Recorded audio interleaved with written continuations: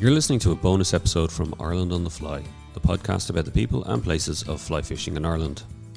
Sunday, June 5th was World Environment Day, and to celebrate and raise awareness of the campaign, the IFI's National Fisheries Habitat Development Manager, Declan Cooke, gave a webinar on habitat restoration in Irish rivers. Hello everybody, and thanks for joining us today. What I'd like to go through with you is IFI's methods for habitat restoration on Irish rivers. This process goes back a long way to the time of Martin O'Grady back in the 90s.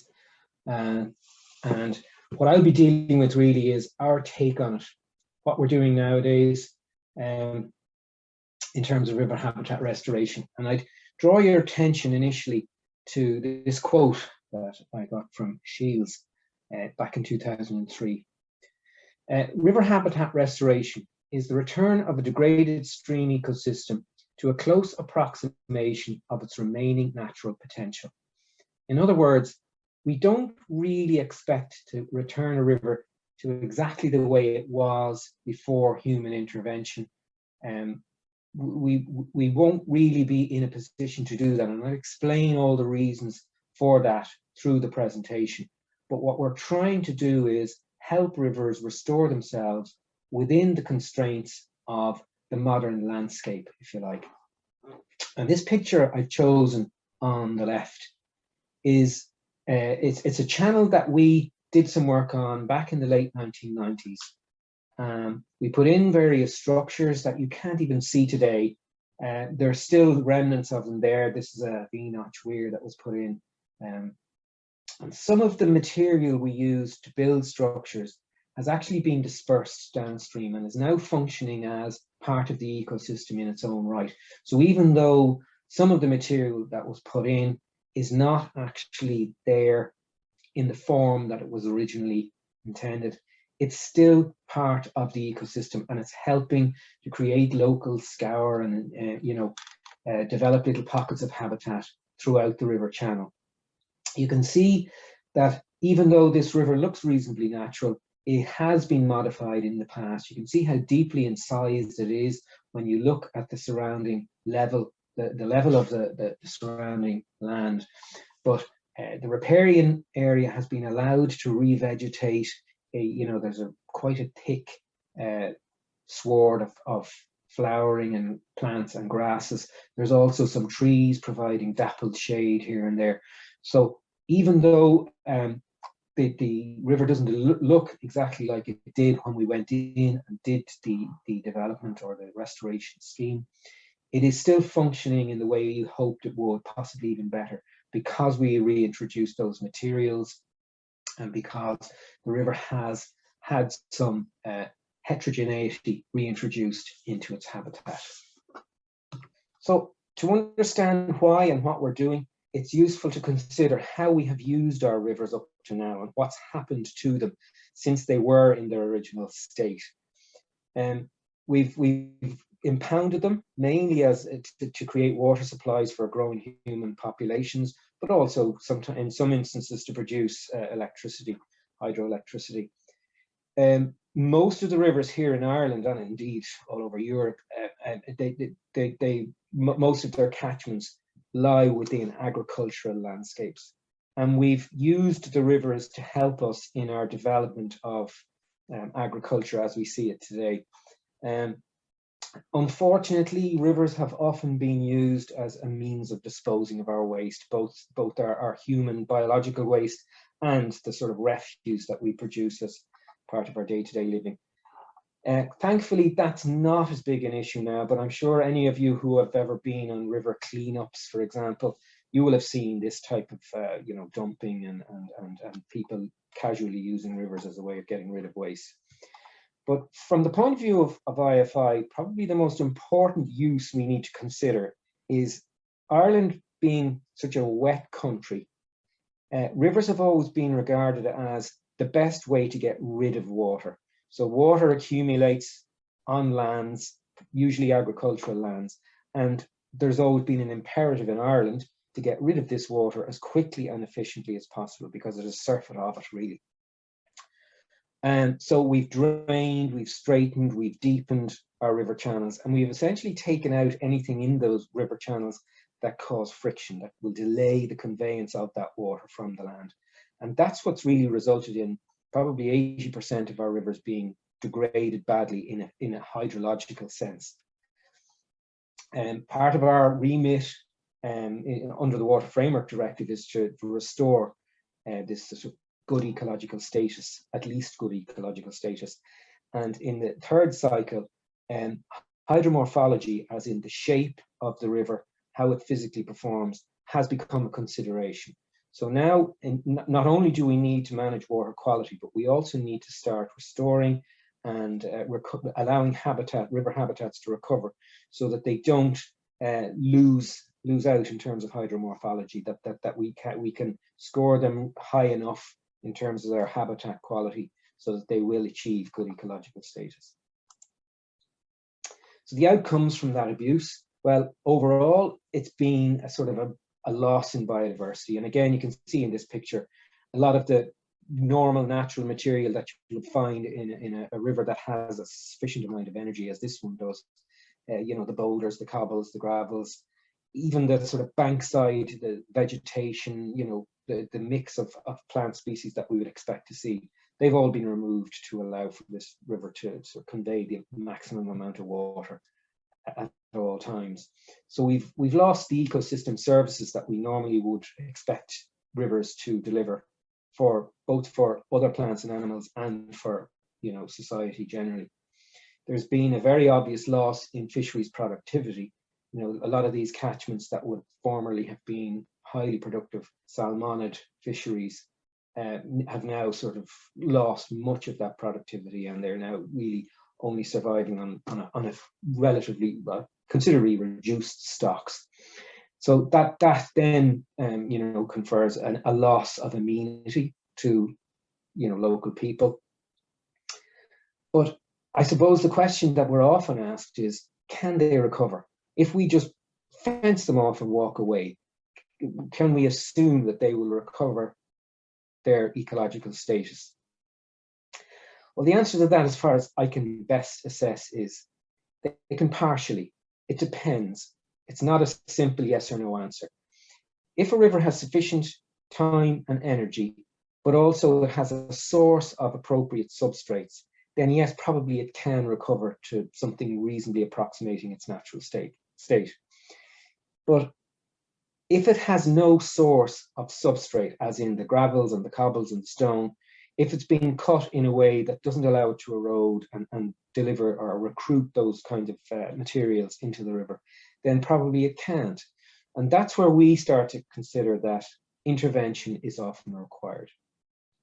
So I'll take you through what types of interventions and what instances we decide that, you know, these interventions are necessary. And I'll just sort of leave this slide with a quote that I found in a book by Mary Kelly Quinn and Julian Reynolds. I'm sure many of you will already know this, but freshwaters are experiencing species extinctions at a rate faster than any other ecosystem globally. So really now is the time to start intervening, to start allowing our rivers to recover, not just our rivers, but all wetlands. But it starts here with this type of intervention, I believe. So rivers themselves, they're very dynamic ecosystems within the landscape. They're supposed to, because of their physical nature, the energy that's comprised in moving water, they are constantly shifting and depositing and eroding within the landscape. So they have a floodplain, and they can very often move considerably within that floodplain, taking materials with them, depositing those materials in different places. And once we start to try and constrain those rivers, first of all, we lose the biodiversity inherent in river systems. But also, we've disrupted a physical process, and that has consequences downstream. You can't straighten and constrain a river without allowing for the fact that problems will occur. There will be increased erosion or increased flooding downstream. So once we start to modify our rivers, that's when they start to sort of become problematic in the landscape, if you like, from a human point of view. And most restoration that we are looking at nowadays they're constrained because we've built in those floodplains now. We've modified the rivers, and then we've moved in to what was the original floodplain. And we're now sort of dealing with a river that's not behaving in a natural way, but we're trying to force it more and more to behave in a way that suits our development. So within those constraints, that's where we're coming from in terms of how we go about repairing and restoring river habitats. It's within a modified channel that we have to do our work and deliver what we consider to be the best sort of compromise, I suppose, in terms of habitat recovery. So we have restoration in urban landscapes, as you can see here in the top right. We're very constrained in those, because if we do anything that could be even perceived as causing a flooding problem within an urban landscape, well, then there's a very obvious loss of property and loss of sort of economy, I suppose, within these landscapes. But most often what we're dealing with is rivers that have been modified to enhance intensive agriculture. So we're working in agricultural landscapes, and we have a little bit more to play with in terms of our land take, in terms of what we can agree with landowners to allow the river to sort of be worked on and then recover its own habitat within the constraints of the agricultural landscape that it's moving. So as I said earlier, the principal source of damage that we tend to deal with in the vast majority of our projects is drainage to allow for maximum water conveyance, is the removal of substrate. So when substrates are removed, removes any friction or any delay in the water escaping. Often we find that the bed of the river is lowered in relation to the surrounding landscape. This allows for outfall, water flowing from the land, and it can be taken away quickly. The removal of riparian vegetation, again, to allow for that outfall and maximum conveyance within the river channel. Obviously, the result of this is habitat loss and the loss of biodiversity generally. I've circled and highlighted a couple of parts of this image in red just to show how quickly a river will, even though we've modified highly this river, the river processes itself will start straight away depositing in areas where the water is a bit slack, and throwing the river out and around obstacles that it creates itself, I suppose, within that. So again, you have that prospect of the river recovering if it's left alone for long enough. But the red here is the fact that this river has not been fenced means that it's in direct contact with the surrounding landscape. This will probably end up causing erosion on that bank, which will then probably be followed up by some sort of rock armor, as you can see down here. And you can see how if we don't have a sort of habitat restoration type intervention in a scenario like this, the river will be modified and remodified and remodified because it just doesn't seem to fit in the landscape that humans are trying to create around it. So I just have a quick slide here on natural regeneration. What can we expect from a river if we just walk away and leave it alone, don't intervene? And you can see in the top left here, there's a reasonably, it's not as highly modified as some of the images you've been looking at up to now, but it has very free access for cattle in and out of the river. They're tramping the river bed, they're eating a lot of the vegetation as it emerges, and the river is never really going to sort of establish those natural processes if this is allowed to continue. But a year or so after this image was taken, you can see that there's the river once the cattle have been removed. It's not in the worst shape you could possibly imagine, but it's worth taking note. You can probably see the single strand of electric fence that was put in along both banks. So cattle no longer have access. And a year later, you can see there's almost a pattern to how the vegetation is recovering. And this is starting to introduce a meander into the river. The meander will introduce scour in different parts of the cross section, and you will get what we refer to as a thalweg, which is this sort of deep section within the river where the maximum amount of water is flowing. And if we allow for this to happen for long enough, the root systems and stems of these plant beds will start to attract sediment. And that sediment will become more solid over time, and the river will develop its own really profound meander, which will be very helpful in terms of this is allowing the physical processes of a river to let habitat establish itself. And I believe there's a lot of rivers out there where this would happen naturally if we just fence them off and leave them alone. But what we must remember is there's no point in fencing off this river and leaving it unless we can allow enough land on either side for the river to meander into and create its own path. If we try and constrain the river, as we have done up to now in so many different instances, the river will just eat into the agricultural land around it. So we need to allow what we call an aquatic buffer zone, so that the river can meander away and do its own thing within the land that we allow for it. So I asked the question in the previous slide, so I didn't refer to it there, but where are the instances where we really should or have to intervene if we're to allow, if we can expect the river to become something that approximates its natural state?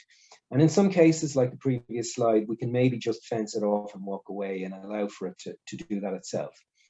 But in other instances, particularly where the river has been deeply incised or straightened, we're removing an essential part of the river process that causes this erosion and leads to gravel recruitment.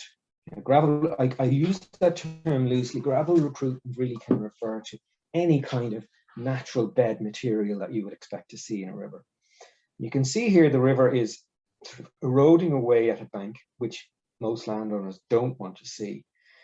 But there's an essential line of alluvium. This is the gravel and stone that would have been probably laid down during the last glacial period or a post-glacial period.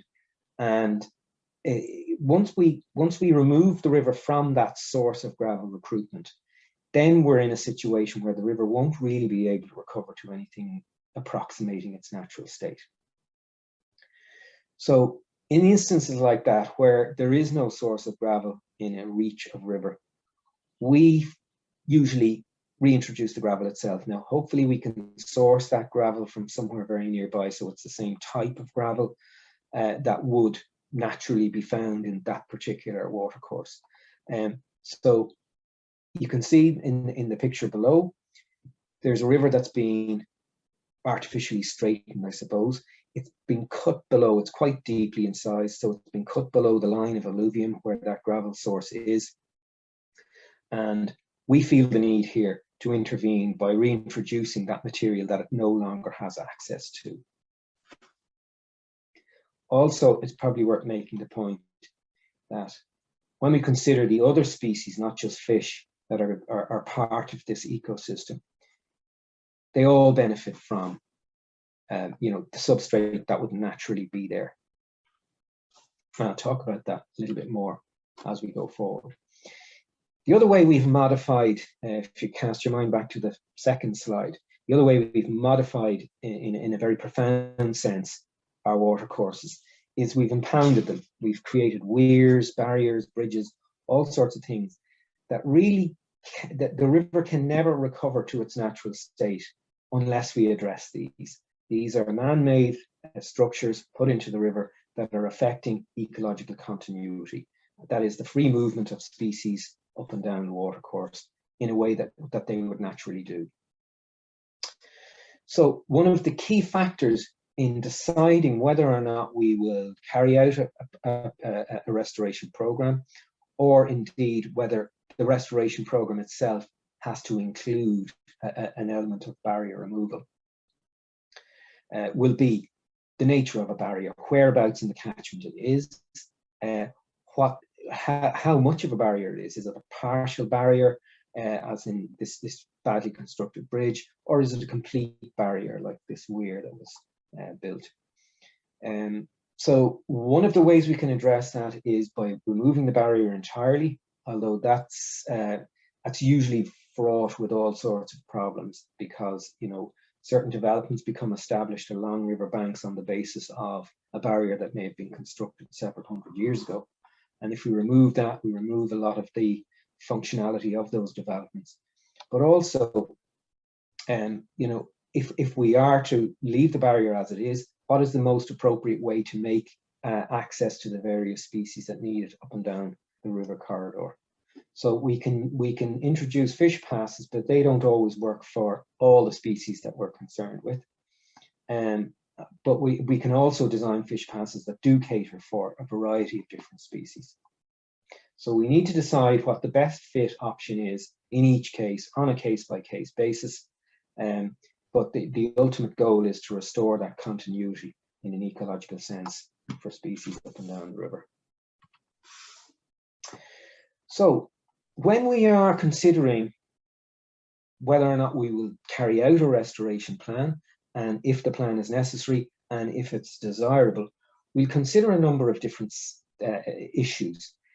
The first one is that the channel has to be highly modified, has to be damaged in some way. We're not trying to do better than nature itself.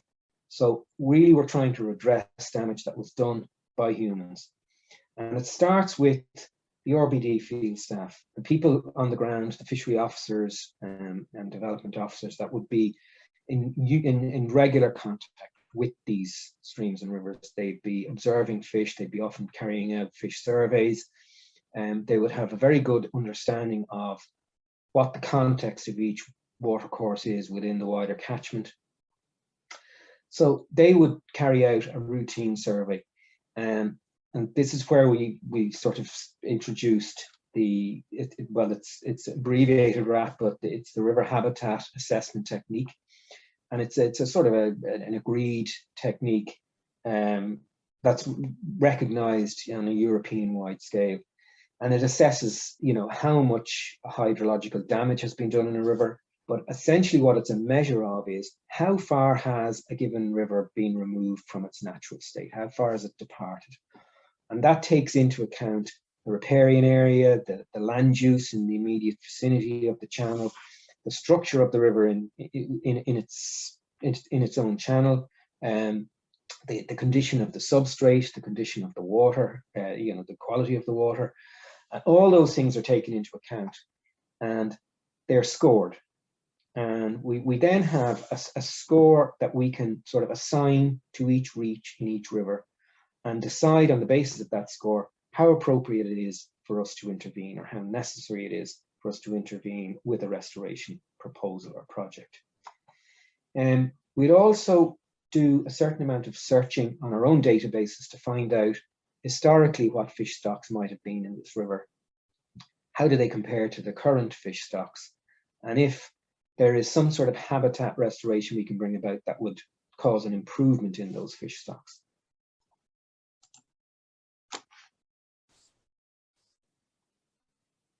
So the role really is to assess and recommend based on what we find during the RAT surveys. So as I said before, we also fall back on, you know, historical fish surveys, water quality surveys, but there are also other considerations. It's not just about the fish. We need to consider, is this channel within an SAC? And if so, what other species and what other habitats are important in this particular area? It's a protected site. It's obviously protected for some reason. And we need to very carefully consider what those reasons are, what those species and habitats are. We also need to consider if there are invasive species in the area. We have to be very careful that any work we do doesn't cause spread or further proliferation of invasive species.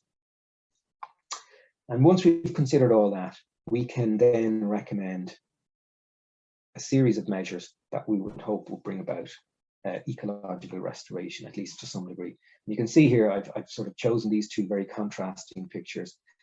This river here has enough energy so that structures put into this river would allow for it to sort of start to scour in different directions and create a more heterogeneous habitat. It's also very bare along its banks. We would obviously recommend fencing and some tree planting in a situation like this, so that you know, a certain degree of natural habitat would be restored. The picture on the right is quite a low gradient river, which probably wouldn't have enough energy to bring about the same type of hydrological change. It's also very, very good quality in terms of its riparian area. There's a huge diversity of plants, there's shade, there's exposure. So this wouldn't be a river we would even consider doing a restoration program on.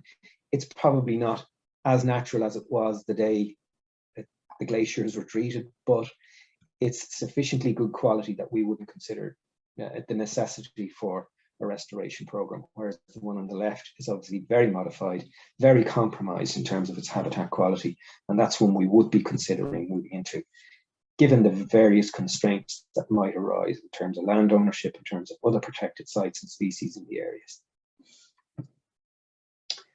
So when we do our rat survey, as I said before, we're measuring how far it's departed from its natural state.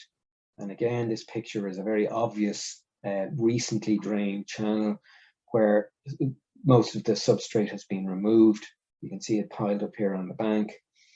It's probably, it's a river that if it were fenced off and allowed to recover, it probably would. But we would also think it appropriate to put in some structures that would nudge the river in one way or another to begin that process, probably a little bit more rapidly than it would ordinarily happen if we just fenced it off. Fencing off and leaving alone is probably the biggest long-term thing we will do here, but it's a river that probably could do with a little nudge, some structures to try and reintroduce a more natural flow regime.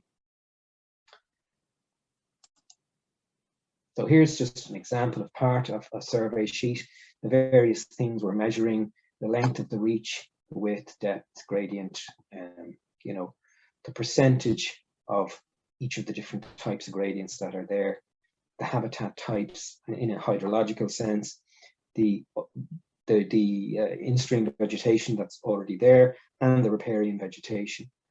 What is its quality? What is it? How diverse is it? How natural is it? We also will consider when we're assessing the suitability of a site for restoration. Obviously, the current land use, there may even be issues with the various individuals involved that they may not wish us to access the river through their land. They could have concerns that maybe works that we do might exacerbate flooding issues, that kind of thing. But these are now, it's becoming a lot easier nowadays to negotiate with landowners because there's a much greater understanding out there of the need for habitat restoration. Access is obviously an issue. How easy is it going to be for us to get materials, machinery, that kind of thing into a site to carry out our restoration work, and services, of course. You know, we have to consider if there are overhead or underground services like electrical cabling, water supplies, that kind of thing. They're obviously going to be something that will need to be considered and avoided so that we don't do any damage to infrastructure. So here's a typical restoration, or two typical restoration plans. They basically feature these photo montages, just so that whatever contractor or public servant is going to be doing the work has an understanding of how this is supposed to look when it's been completed. But we'd also feature a map. And these two items that are presented on a plan would then be brought to an engineer, and they provide what they call a CAD drawing. It's an engineering drawing, basically, with much more detail as to where each structure must go and what the other considerations will be. But I'd also point out, so this is a sketch of what's proposed in terms of restoring habitat in this river. But in both cases, you can see how unnaturally straight the river is. So it's even before you see the river itself, you can see how highly modified it is, how it's really just a flood channel or a way of conveying water from the surrounding land. You can see the two very contrasting issues on the different plans. In this one, it's a structural issue within the river itself. In this one, yes, there's structural issues as well, but the riverbanks are completely bare and the river has been very deeply incised, so there's no access to the sort of natural material that would be on a riverbed normally. So this one is about fencing off. You can see there's this proposal to plant in a lot of places. There's random boulders proposed throughout this stretch, some gravel beds, and some structures then to introduce a sinew or sinuosity in the channel. You can see how artificially straight they both are. These structures and these concepts are based on the late Martin O'Grady, who wrote the book Channels and Challenges, and Karen Delante, who would have worked with him throughout that period. They both developed these techniques, and there was a huge amount of learning in that 25 years of experience, where they would try different structures, try different methods, and sometimes they worked, sometimes they didn't. Usually there was a beneficial effect, but it's really the best of those beneficial effects that we've been looking for and looking to sort of reproduce on the channels that we're working on now. And we have the benefit of those years of experience that Martin and Karen have brought us through. I had the benefit of working with Martin way back in the sort of late 90s, and it was a very pioneering time for this type of thing in Ireland. And we've come a pretty long way since then, even though a lot of the concepts and structures are still in use. We've tweaked those and fine-tuned them, and we have a probably slightly less interventional approach. We're very happy to allow rivers to do their own thing if we can, but when we see rivers that are unlikely to sort of recover on their own, we introduce these structures as we see appropriate. This is a sort of an on-the-ground example of the type of work we're doing and what we hope to achieve. You can see here another artificially straightened channel. It's been deepened, but not beyond what would have some access to natural materials. And you can see here we've just introduced these deflectors down through it. This is sort of partway through the job, if you like. Those deflectors were to be continued all the way down.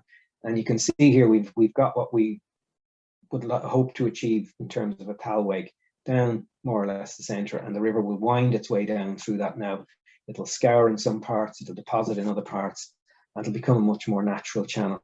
But as I said in the beginning, we have to work within the constraints of the design channel, if you like. So the OPW have created this flood relief channel, and we then have to work within the constraints of that, because we're not allowed to encroach on the land around it. Here there's a lower gradient stretch where we considered it better to try and introduce some pools, shallower areas and gravel. And we create pools by constricting the water with these paired deflectors and allowing the energy of that water to be dissipated downwards into the riverbed, creating a scour.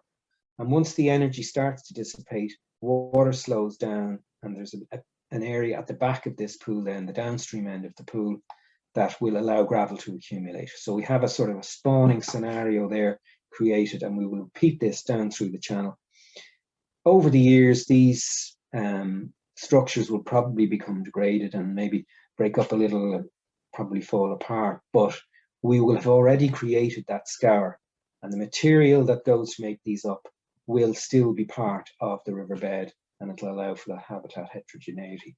And one of the things that we're sort of doing much more of now is we're trying to, wherever we can, bring in the riparian area as part of the overall river ecosystem. And planting trees in the riparian area is a big part of what we're doing now. Trees aren't the only answer. We need to allow for a natural sort of mix of vegetation along the riverbank, but trees have any number of beneficial contributions to make to river ecosystems. And in this day and age now, where we've been finding we have a fairly substantial program monitoring the effects of climate change on river channels and river habitats. And we've already found that there are a lot of rivers that are suffering from very, very high temperatures during, it may even only be brief periods during the summer, where they're completely exposed to sunlight for long periods every day. Even the rocks in the river heat up, and they become like radiators then. They hold the heat and they release it then, even once the daylight hours have passed. And we're finding that in some stretches of river where there's very little bankside vegetation or shade, that the temperature can be up to 6 degrees higher than shaded areas. And in those scenarios, we find that the fish are moving out of exposed areas, looking for areas where trees are providing a bit of shade, as you can see here, where the river will be considerably cooler and much more comfortable for them to live in. There's also the benefit of fish feeling much more secure in an area that's slightly darker and not as exposed to predators. So for many reasons, the planting of trees along a riverbank is considered to be a highly desirable thing to do. So we're doing that in as many of these projects as we can. You can see here another sort of argument, I suppose, for establishing a buffer zone or an area along the riverbank where there are trees and natural vegetation is the runoff that comes from the surrounding agricultural land. This picture, it's probably a very extreme version of what we come across fairly regularly. But you know, the cattle in this field, they're being overwintered in the field.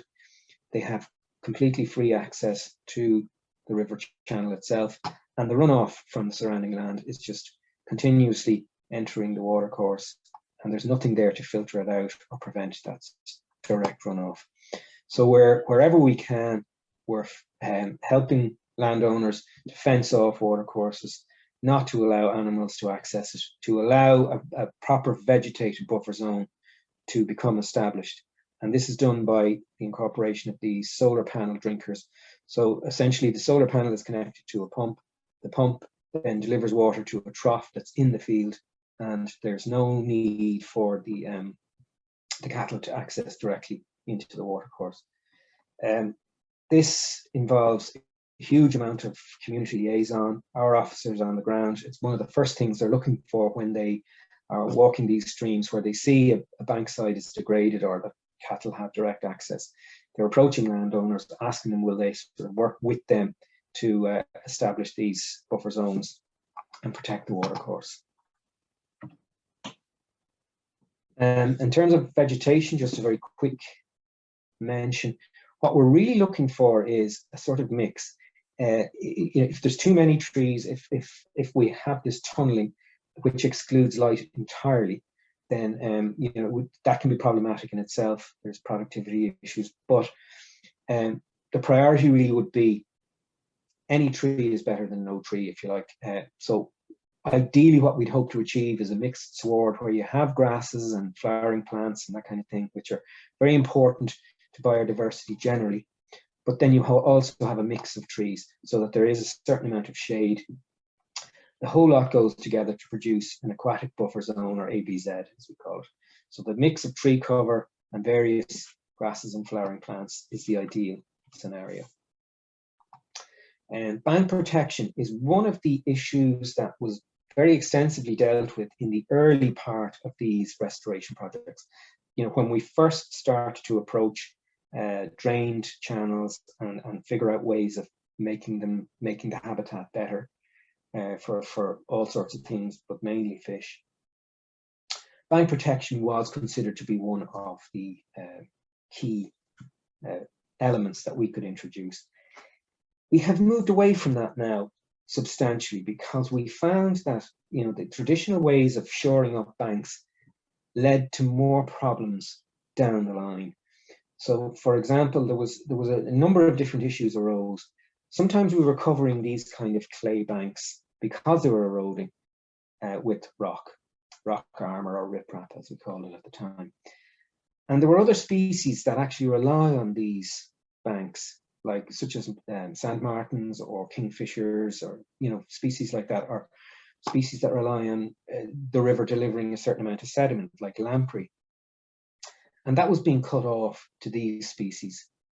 The perception at the time was that if this sediment was freely allowed to get into the river, that it would clog up gravel beds. But we're not really as concerned about that now, because sediment in a river is very much part of the natural hydrological process. But there are instances where bank protection is desirable or necessary even. This particular job was done where the river was beginning to encroach on a road, and the road was about to collapse. So it was agreed generally between the various agencies that something needed to be done. And what was done in this instance was a sort of what we call a soft engineering solution, I suppose. These are all willow wands that were weaved in and out along the riverbank. And then the willow itself was just left so that it started to sprout. One of the chief advantages of this is it enhances biodiversity rather than sort of detracts from it. But it also means that when the river's in flood, a lot of the energy that is sort of coming around the outside of the bend, which is where the erosion would have been happening, it's being dissipated by all these multitude of stems. So the energy of the river is being diverted in so many different directions, and it's being dissipated. So that by the time it makes it to the next bend, it's moving more slowly. It's not causing exacerbated erosion further downstream. And that was one of the big problems with riprap. You'd have the water, at its maximum pace, being deflected by a hard surface and moving even faster then down into the next bend. So if we see that a bank protection job is necessary, we will be much more likely to adopt this approach rather than the riprap approach. The other big problem with riprap was sometimes, so the energy might be speeded up going around the bend, but there will also be a certain amount of dissipation of that energy downwards, and it'll scour deeper and deeper into the riverbed until it eventually undermines the riprap. The riprap then collapses, and you have the bank exposed again, and then you have structures within the river, like the rocks that were the riprap, deflecting that water even harder into the eroding bank. So you've maybe exacerbated the problem. So for all sorts of reasons, we tend not to go down the riprap route. And if we have to, we will try this soft engineering approach. I mentioned earlier on protected sites and species and habitats. We need to consider those in every single case. So we could be accused in the past of perhaps being a little bit myopic in terms of fish. We are an agency, after all, that looks after fish. But there are so many other species and habitats that rely on rivers as their habitat, and we must be cognizant of those. We can't do anything in a river that maybe advantages fish, but is a disadvantage to other species. So we part of our process now was to assess the site, not just in terms of it as a habitat or how it might benefit fish. It's got to be a more holistic biodiversity type approach, so that all the species that are there that rely on it are considered. It's been a very useful and interesting learning curve for us, because now we're engaging much more with the agencies that are responsible for looking after these species, and we're learning ourselves how best to approach river restoration, so that all species benefit, not just fish. That has caused us to arrive at this juncture, I suppose, and it's an extremely complex process, particularly if the site is part of an SAC or an SPA. But we now, whereas we would have regarded this as an obstacle in the past, we now welcome this idea that we have an opportunity in each project to engage with the competent authority that are protecting other aspects of the river habitat. And the more we work with them, the more we understand. And you can see here, there's lots of different sort of options for us. So if we, for example, have to work or consider it necessary to work on a stream that's within an SAC, the first thing we must do is screen it for appropriate assessment.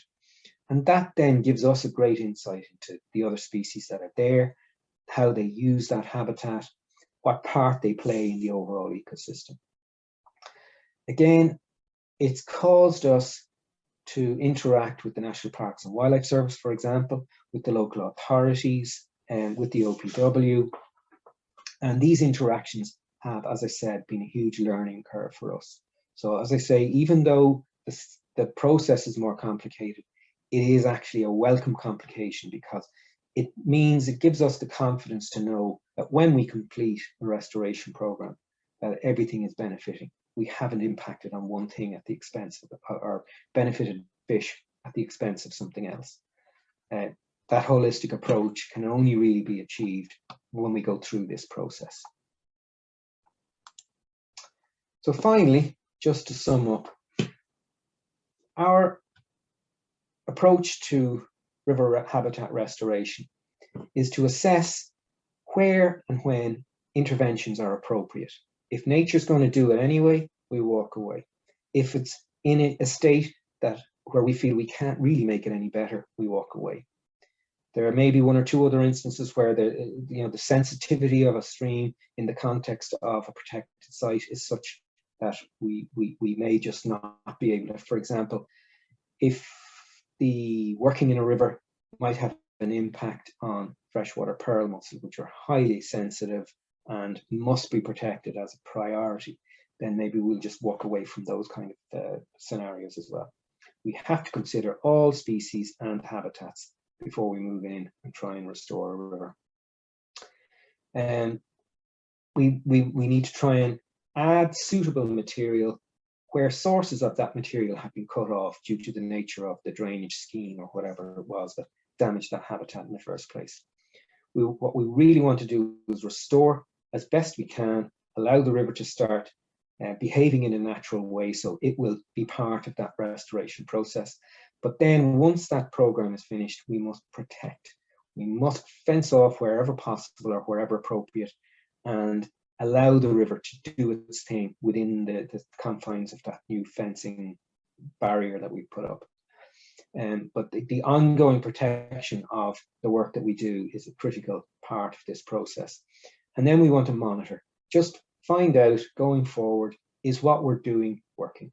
Is it appropriate to the particular channel that we've done this project in?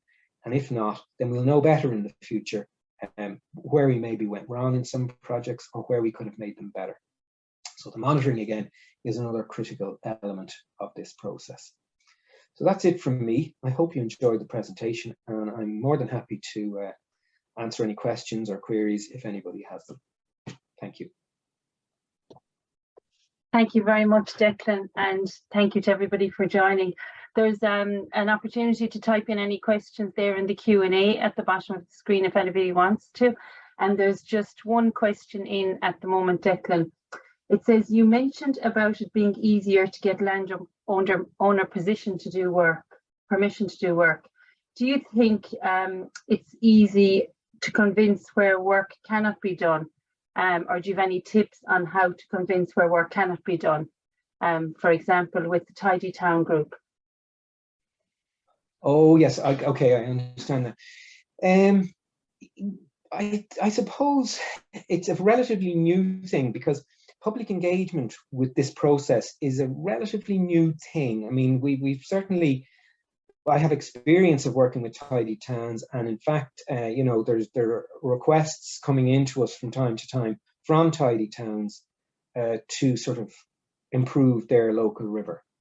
Now, in a lot of cases, the river, it doesn't need improvement from a habitat perspective, but maybe doesn't look as good or isn't as popular an amenity as it might be.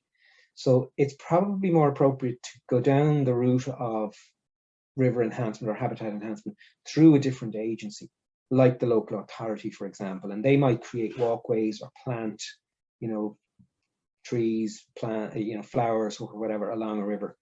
But convincing a local group that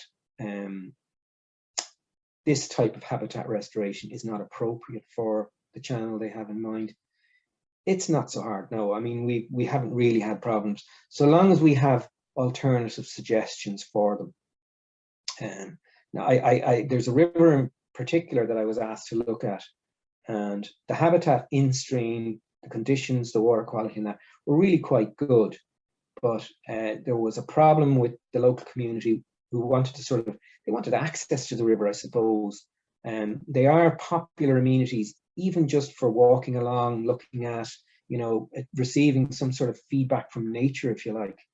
And that's about access to the river. It's about developing walkways, enhancing the river bank so that it looks nicer and is probably more amenable to biodiversity. But in this particular instance, there was no physical works that I would have thought were necessary or appropriate for that river.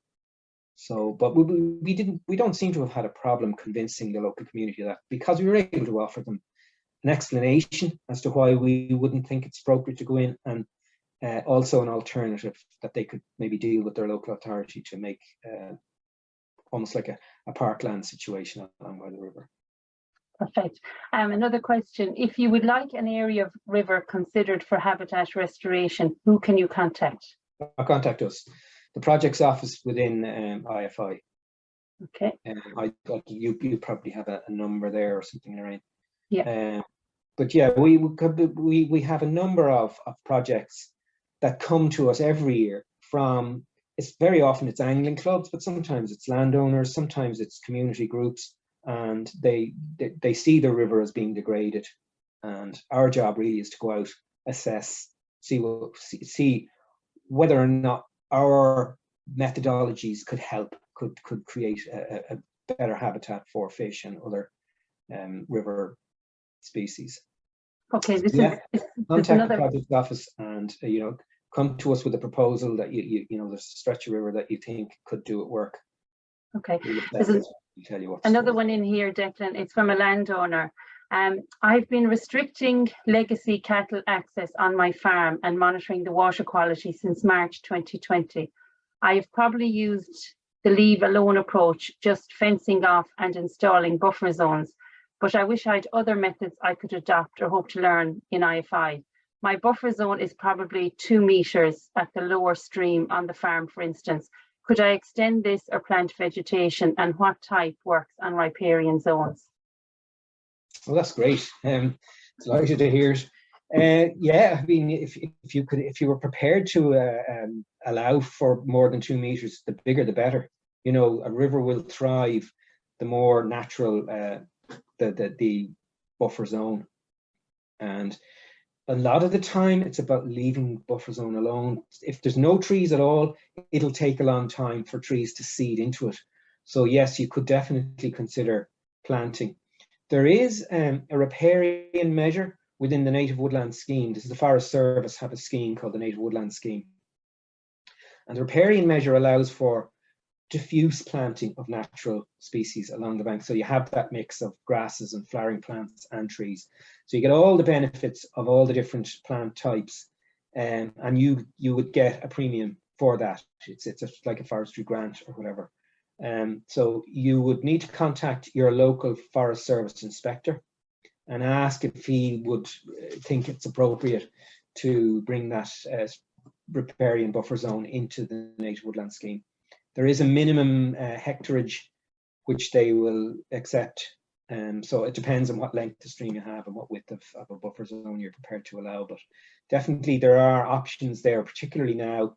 I know Teagasc are very keen to encourage landowners to maximize their aquatic buffer zone as well and plant trees in it. So between Teagasc and the Forest Service, there may be options there that will result in you not losing out, if you like, in terms of your single farm payment and various grants you might be getting.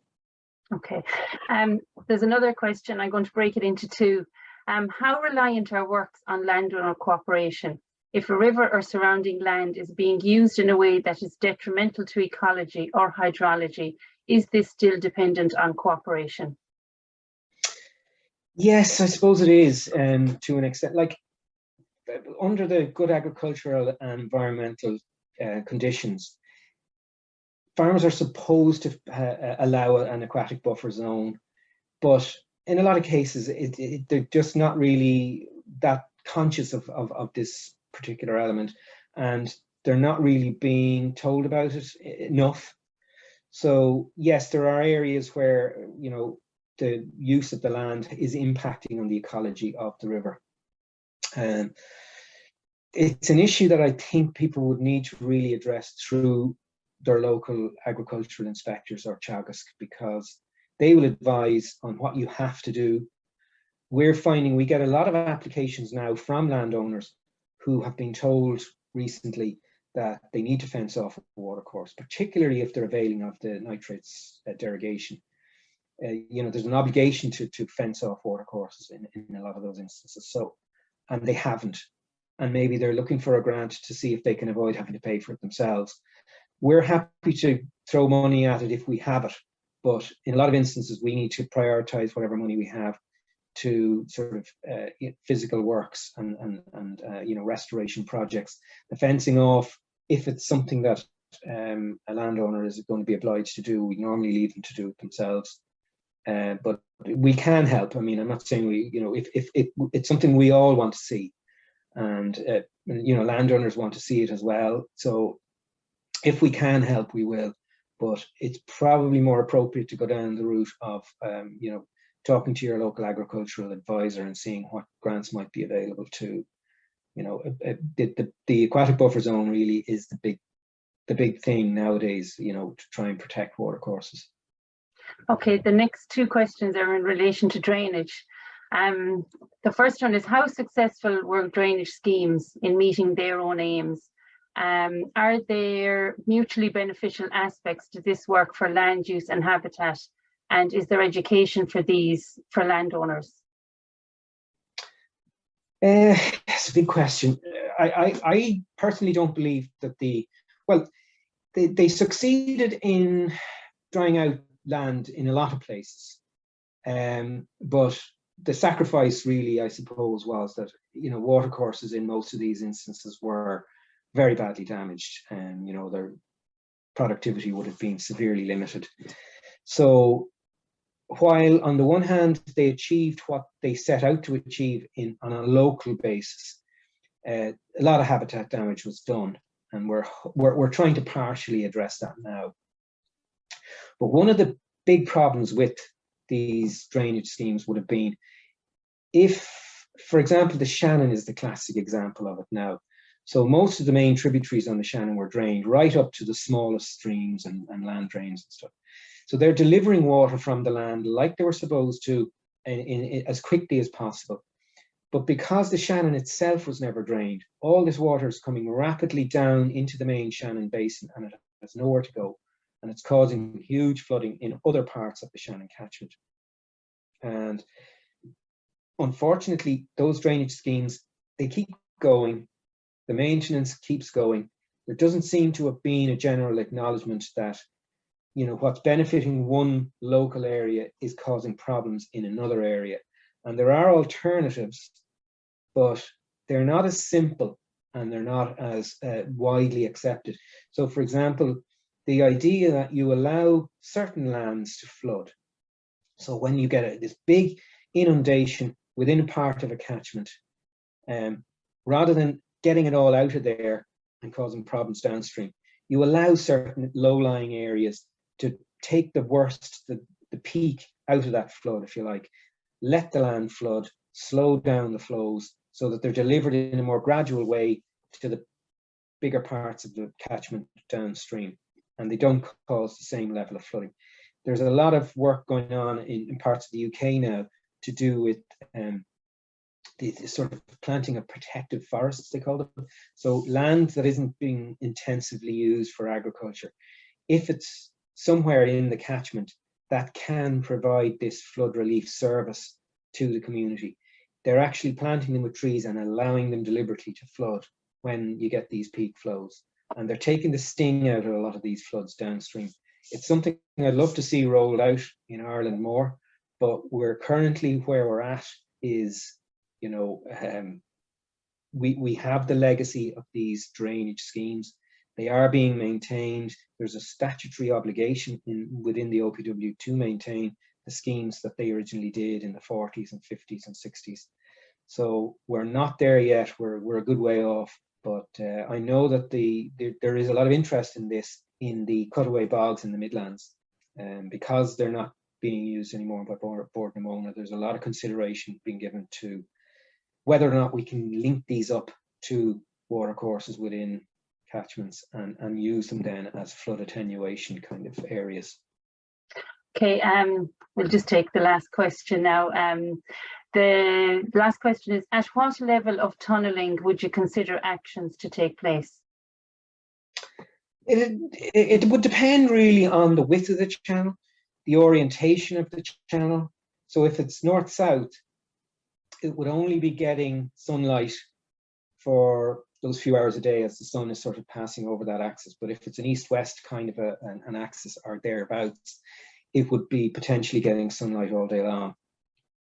So we would consider the orientation of the channel, the width of the channel, the type of channel that it is, and probably then see if there were other species in the area that require, for example, kingfishers.